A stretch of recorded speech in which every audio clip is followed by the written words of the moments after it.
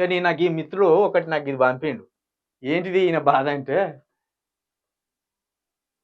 ఇది ఏం లేదు అన్నా, మళ్ళీ కాని పేపర్ చదువుతలేవు. నేను అట్టయినా ఇక ఫోన్ చేస్తే లిఫ్ట్ చేస్తలేడు. తిన్మారు మళ్ళీ కాని పేపర్ ఎచ్చిపరిచా చదవాల్సిందే అన్నాను అంటాడు. వాడెందుకు, మనము ప్రజలకు చెప్పవలసిన ఇంకా చాలా సమస్యలు ఉన్నాయి. అప్పుడు అంటే వాడు ప్రభుత్వం మీద చిన్నదానికి పెద్దదానికి అన్ని నిందలేసేది.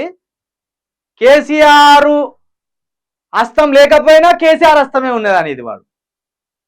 కాబట్టి అలాంటివి లేదు, అక్కడ కేసీఆర్ చేయలేదు, అక్కడ అన్యాయము, అది అనుకోకుండా జరిగింది అని అప్పుడు మనం చెప్పేది.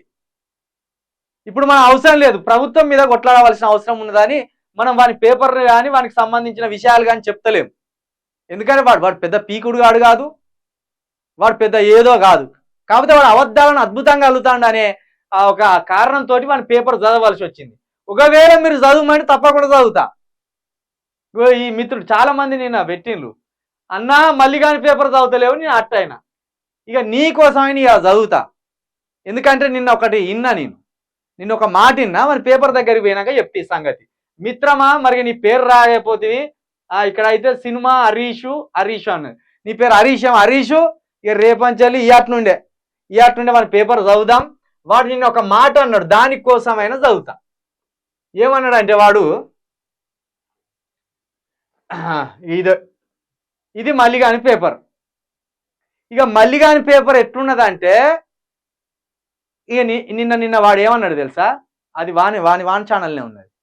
అక్బరుద్దీన్ నిన్న ఒక దళిత ఎమ్మెల్యేను బచ్చగాడు అన్నాడు. అదేవిధంగా రేవంత్ రెడ్డిని ఇన్మెచ్యూర్ ఫెలో అన్నాడు.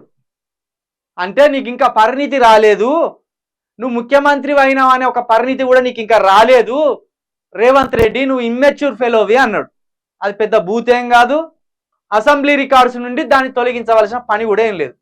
ఎందుకంటే ముఖ్యమంత్రి స్థాయిలో ఆలోచించు, నువ్వు ముఖ్యమంత్రి స్థాయిలో ఆలోచిస్తలేవు. ఒక చిన్న పిల్లగానిలాగా, ఒక మైనర్ పిల్లగానిలాగా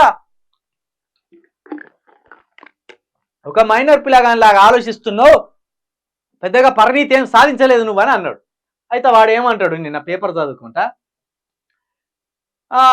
నువ్వు బచ్చగానివి, ముఖ్యమంత్రిని అన్మెచ్యూర్ ఫెలో అన్న అక్బరుద్దీన్ అని.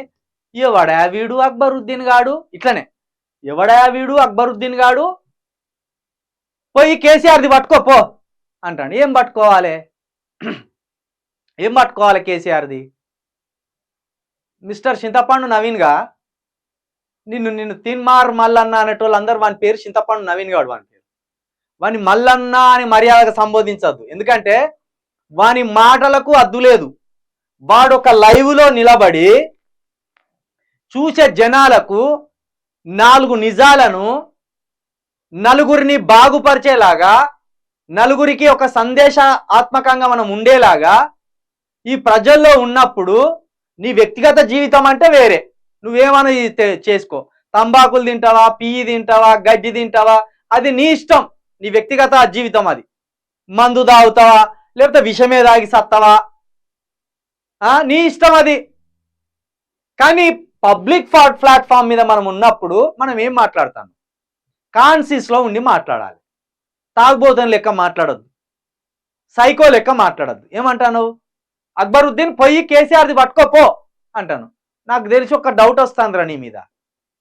ఇప్పుడు ఉన్న ఈ ప్రజాప్రతినిధుల అందరి ప్రైవేట్ పార్ట్స్ చూడాలని ఇంట్రెస్ట్ నీకు ఉన్నట్టున్నది, వాళ్ళ ప్రైవేట్ పార్ట్స్ చూడాలన్నట్టు ఉన్నది నీకు, వాళ్ళ మర్మాంగాలను చూడాలన్నట్టున్నది నీకు ఒక ఆశ. అది సైకోలకు ఉండే ఆశ ఎక్కువగా. అది లైంగిక, ఒకే రకమైన లైంగిక సంబంధాలు ఉన్న వాళ్ళకు, అంటే మొగోళ్ళకు ఆడోళ్ళకు అట్లుంటాయి కొందరికి ఆ కోరికలు. నువ్వు మొగోళ్ళల్లో ఇట్లా విచిత్రమైన మనిషివి నువ్వు. ఎందుకంటే ఒకసారి ఏమన్నావు నువ్వు, రేవంత్ రెడ్డి అంటాను, రేవంత్ రెడ్డి ఇంత పొడుగు ఉన్నది అన్నాడు. అంటే వీడు చూచొచ్చిండే పాటు, రేవంత్ రెడ్డి చూసొచ్చే ఇంత పొడుగు లేదు రేవంత్ రెడ్డిది, ఇంత లేదు కానీ ఎంతో ఉన్నది అనేది మనకి ఐడియా ఉన్నది, ఎందుకంటే చూసిండు కాబట్టి. ఇక ఇంకోసారి ఏమన్నాడు కేసీఆర్కి తెలివి లేదు, నల్లా లేదు అన్నాడు. అక్కడ డాష్ పూరించుకోవచ్చు మీరు. కేసీఆర్కి తెలివి లేదు, నా లా లేదు అన్నాడు. అంటే కేసీఆర్కు ఉన్నదో లేదో అనేది మనకు తెలియదు, వానికి తెలుసు అది. ఎందుకంటే వాళ్ళ కాక కాబట్టి, వాళ్ళ పెదనాయన కాబట్టి వాడు పోయి చూసిండో. ఇప్పుడు సంతోష్ రావు అంటే గోళీలు ఇస్తాడు, ఆరోగ్యం బాగాలేకపోతే గోళీలు ఇస్తాడు, ఆరోగ్యం బాగాలేకపోతే కుర్చీతోటి నెట్టుకుంటా పోయి భద్రంగా కూర్చోబెడతాడు. అయితే ఆయన 1కి 2కు పోయడానికి వీనికి మళ్ళీ అని పెట్టుకున్నాడు. ఆయన మూత్రం పోయడానికో లేకపోతే బాత్రూమ్ పోయడానికో కొన్ని రోజులు మల్లిగాని పెట్టుకున్నట్టున్నాడు. మల్లిగాడు కేసీఆర్ ఇంట్లో జీతగాడే కావచ్చు నాకు తెలిసి. అందుకే కేసీఆర్కు తెలివి లేదు నా లా లేదని వాడింది. కాబట్టి వీడు బాత్రూమ్కి తీసుకెళ్ళేటప్పుడు ఆ పాయింట్ ఇప్పినాక చూసినట్టున్నాడు. హర్ట్ అయిండు బాగా, వీడు ఉన్నదా లేదా అని చూసి హర్ట్ అయినట్టున్నాడు. అదొకటి. ఇక ఇప్పుడు అక్బరుద్దీన్ని కూడా ఏమంటాడు, కేసీఆర్ది పట్టుకోపో అంటే కేసీఆర్కు ఉన్నది, కేసీఆర్కు వీడు లేదన్నది ఉన్నది, కానీ వీడు హర్ట్ అయిండు. అప్పుడు ఇది అర నీ భాష, మళ్ళీగా ఇదా నీ భాష? ఇక ఇటువంటి అన్ని మా ప్రజలకు చెప్పడానికే ఈరోజు నీ పేపర్ను మళ్ళీ చదువుతాను, ఖచ్చితంగా చదువుతా, రోజు చదువుతా. ఇదా ఏం మనిషివిరా నువ్వు? కనీసం నీకు కాంగ్రెస్ ప్రచార కన్వీనర్గా ఇచ్చినాక నీ మీద బూతులు బాడుకావని, బొమ్మారదని, మీన బొమ్మారదని ఇవి మాట్లాడొద్దని నాకు నేను సంస్కారంగా కొంత హద్దును ఏర్పరచుకున్నాను. ఎందుకంటే ఒక పదవి ఇచ్చినాక, అది ఒక జాతీయ స్థాయి పార్టీ ఇచ్చినాక ఒకని అట్లా అనొద్దు మనం అన్న. కానీ నువ్వు ఆ పదవి పుచ్చుకున్నాక కూడా నీ గుణం మారలేదు, నీ మాటలు మారలేదు, అదే అసభ్య పదజాలము, అదే మురికి నోరు, అదే మురికి కంపు పట్టిన నోరు, అదే గుట్కాలు తిన్న నోరు, అదే సిగరెట్ తిన్న నోరు లాగా, సిగరెట్ తాగిన నోరు లాగా కూడా మాట్లాడతాను. కాబట్టి నీ అసంతో ఎట్టి పరిస్థితిలో ఉపేక్షించదు. దయచేసి తెలంగాణ ప్రజలు ఎవరైనా తెలంగాణ ప్రజలారా, ఇక ఈ వీడియోని మన ఈ మల్లిగానికే తప్పకుండా షేర్ చేయండి. వాడు మారాలే, వాడు ప్రతి ఒక్క ఎమ్మెల్యేని సంస్కారంగా మాట్లాడాలి. ఎందుకంటే రేపు నువ్వు కూడా ఒకవేళ నీ అదృష్టం బాగుండి నువ్వు కూడా ఎమ్మెల్యే అయితే రేపు నిన్ను కూడా పోయి షీకుపో, పట్టుకోపో అంటే ఎట్లుంటుందిరా? అది పద్ధతేనారా? అక్బరుద్దీన్ను కేసీఆర్ది పట్టుకోపో అంటావురా? అక్బరుద్దీన్ ఒక ఎమ్మెల్యే, కేసీఆర్ ఒక ఎమ్మెల్యే, మరి నువ్వు పోయి పట్టుకోపోరా? రేవంత్ రెడ్డిది పట్టుకోపో. ఒక పని చేయరు, ఇంకా పుత్తూరు తైలం తీసుకపో, పుత్తూరు తైలం అని ఒకటి ఉంటుంది కదా, తీసుకపో. నీకేమున్నది ఆశ? పట్టుకోవాలి, షీకాలే, నాకాలే, ఇటువంటివే కదా నీ ఆశలన్నీ. తైలం పట్టుకపోయి నీకు ఎవరెవరిదైతే బాగా అనిపిస్తుందో ఆ తైలం అంతా రాసి ఇట్లనే మాట్లాడాలరా. నీకు సిగ్గు రావాలంటే, నీ నోటికి బుద్ధి రావాలంటే, నీకు గుణం రావాలంటే, పబ్లిక్ ప్లాట్ఫారం మీద ఉన్న మనం అందరం మర్యాదగా మాట్లాడాలంటే ఈ తైలం రాసి రేవంత్ రెడ్డి కాళ్ళ మీద పడతావో, ఏళ్ళ మీద పడతావో పడి రాయి. వీడెంత ఇక మాటలు జారద్దంటే, వీడెంత బేకారుగాడంటే రోజు వీడు అసెంబ్లీకి పోతాడు. వీడు పెద్ద ఎమ్మెల్యే లెక్క రోజు అసెంబ్లీకి పోతాడు. ఆ అసెంబ్లీ ఆవరణలో నిలబడతాడు అక్కడ బయట. ఇక ఈ కాంగ్రెస్ ఎమ్మెల్యేలు రాగానే, అన్న ఇవాళ నువ్వు ఎట్లా మాట్లాడినా తెలుసా అన్న, కేటీఆర్ మెతుకు మింగనియలేదన్న, కేటీఆర్ మెతుకు మింగనిత్తలేవే నువ్వు, ఏం సబ్జెక్ట్ అన్న నీ దగ్గర ఉన్నది? మళ్ళీ వీడు పొగిడేది ఎవరిని? సబ్జెక్ట్ లేని వాళ్ళని. ఎవరిని? కోమటిరెడ్డి వెంకటరెడ్డిని పొగుడతాను. కోమటిరెడ్డి వెంకటరెడ్డికి మాట్లాడొస్తుందా? కోమటిరెడ్డి వెంకటరెడ్డి అద్భుతమైన వక్తనా? గంగిరెద్దులో వేషాలు ఎత్తే ఇద్దరు సరిపోతారు వాళ్ళు. ఇక ఎందుకంటే ఇప్పుడు వీడు నల్గొండ వాసి, భువనగిరి ప్రాంతం వీని కిందికి వస్తుంది. ఏం అడుగుతాడు? పార్లమెంట్ సీట్ అడుగుతాడట. వీడు పార్లమెంట్ సీట్ అడుగుతాడట. ఎందుకు మరి? మోడీ చూస్తావా? పోయి మోడీ చూసేదానికి అడుగుతానవా? వారి అది కూడా అయిపోయినట్టున్నది. రోజు ఎవడు పిలుస్తానరా నిన్ను? లేకపోతే అసెంబ్లీ అంతా చీపురుగా ఇచ్చి నీతో ఊడిపిస్తానులా చేస్తారా? పని చేస్తారు రేవంత్ రెడ్డి.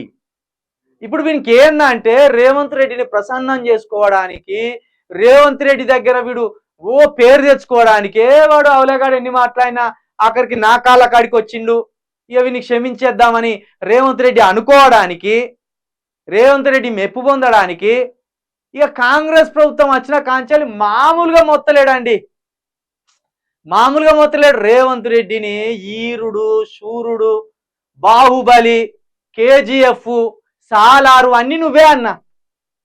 వీడే అంటాను బాధపడకుర్రి రైతు బంధు పడుతుందని వీడే అంటాను. ఇప్పుడు కేసీఆర్ ప్రభుత్వం పడిపోయి 20 రోజుల పైన అవుతాను, అయినా కేసీఆర్నే తిడతాడు వాడు. కేసీఆర్ ఇప్పుడు ముఖ్యమంత్రి కాదురా, రేవంత్ రెడ్డి ఇప్పుడు ముఖ్యమంత్రి,